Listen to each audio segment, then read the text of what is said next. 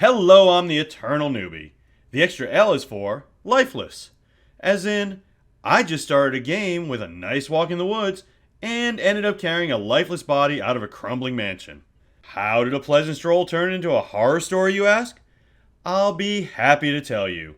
But first, if you enjoy this video, how about a subscribe? It would be appreciated. The story takes place during a one-shot I played back around Halloween. The party was made up of a couple of tiefling sorcerers who were brothers, an elf monk, a dwarven barbarian, and me, a dwarven cleric named Axidor. No, not Axidor, my dwarven fighter who owes Tiamat a favor. My dwarven cleric named Axidor. I know what you're thinking, and yes, I am really good at coming up with names. So we're walking through the woods and come upon this lady crying in the middle of the road. Axidor is cautious. After all, this is a scary forest. But one of the tiefling brothers decides to go comfort her. And yeah, she's a hag. She curses the barbarian, then runs away. The party is split on what to do. A few want to chase the hag, but I'm like, why? Let's just go. The party sees the obvious wisdom in this, and we run like the heroes we are. A few in-game hours later, we realize we're walking in circles. Yup, the lady hag is back in the path and we're back at the same ruins. We know we can't escape, so when the hag runs this time, we follow and find a nice looking old manor house.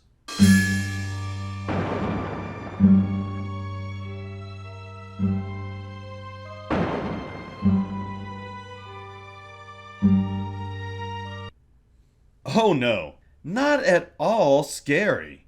One of the tieflings picks the door lock. As he's doing this, the fog is pushing in on us. The barbarian tries to muscle it open, but it's stuck. Use the dwarven lockpick, I tell him. He must have missed that day at dwarf school, so I show him. I go up to the door and very closely examine it, looking at the type of wood it's made out of, the way it swings, the important stuff.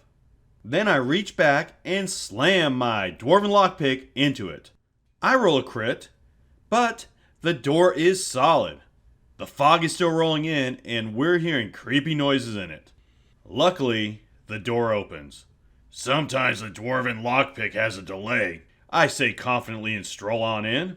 In the first room, there are a few gargoyle statues. We explore a bit more and figure out the barbarian is having problems. Whenever something creepy happens, like the walls catching fire or ghosts yelling at us, he has to roll.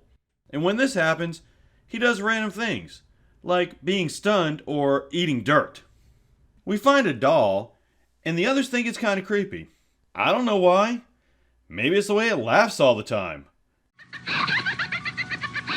Axidor, however, knows a good deal when he sees it. A doll for his kid. For free.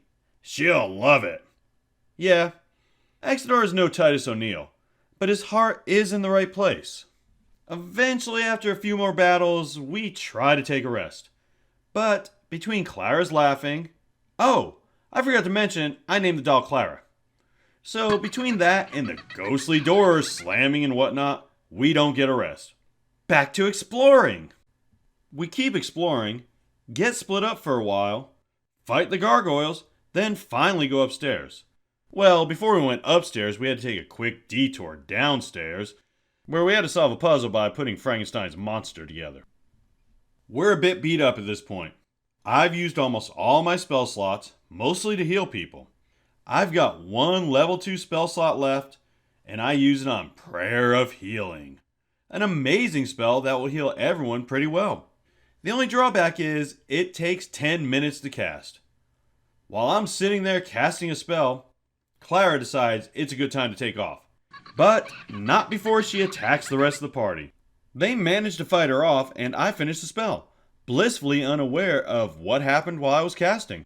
I'm out of spell slots, we're all hurt, and I am very confused. Where's Clara? I say when I notice the doll is no longer in my possession. When the party fills me in on what happened, I say, we have to find her. Axidora will be very disappointed. I then explain that Axidora is my daughter, to the amusement of all. Now you may find this hard to believe, But I just came up with that name, Axadora, on the fly. I told you I was awesome at coming up with names. We chase off Clara a few more times before we find the hag. 4 of us get sucked into her chamber while 1 is left outside. It's go time. She has some cool assistants, but I'm a cleric, and I've been waiting for this. I've been saving my turn undead for just a moment like this, and I proudly hold up my holy symbol and shout, "Be gone!" Then only 1 ghoul fails its saving throw in his turn. But that's just a minor setback. We're fine. I mean, we're heroes. Then the hag casts sleep and puts me and another player down. While I'm asleep, the monk dies. Not downed, mind you, but dead. Like, all we can do is loot the body, dead. After a few rounds, one of the ghouls attacks and wakes me up. Great news. But it also paralyzes me in the process. Yeah, it's like that, and trust me, that is not a good way to wake up. After I fail to throw off the paralysis on my next turn, the barbarian breathes his last and dies. Right next to me. Finally, a turn later, I pass my saving throw, and I'm ready to fight. I just watched my friend die. It is time to get revenge. It's just me and one of the tieflings still up. The other tiefling is down, but he passed his saving throw, so he's just unconscious. Right before my turn, as I'm about to smite the last ghoul, and then the hag with my righteous fury, the tiefling casts darkness. I can't see anything. The tiefling can, but me and the enemies, we're all just fumbling around. We spend a few rounds like this, where basically I can't even find an enemy to attack. We're basically playing a harder version of Marco Polo. After a few rounds of the enemy hitting him, and me wandering around doing nothing, he drops darkness. We're all almost dead. He managed to kill the last ghoul, and it's my turn. I can actually see. It's been like 10 rounds since I've done anything. I go right up to the hag and actually hit her. She dies. We've won. I'm at like 10 hit points. The sorcerer is at 1. The other sorcerer is alive but downed, and the other 2 guys are dead. Oh, and the mansion starts to fall apart.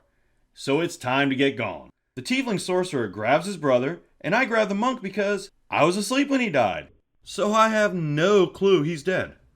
We rappel down the side of the building, and when we get to the ground, we're both smacked by falling debris. Now the other tiefling's down too. I end up dragging them all away from the building, and only then do I realize the monk's dead. So that was our one shot.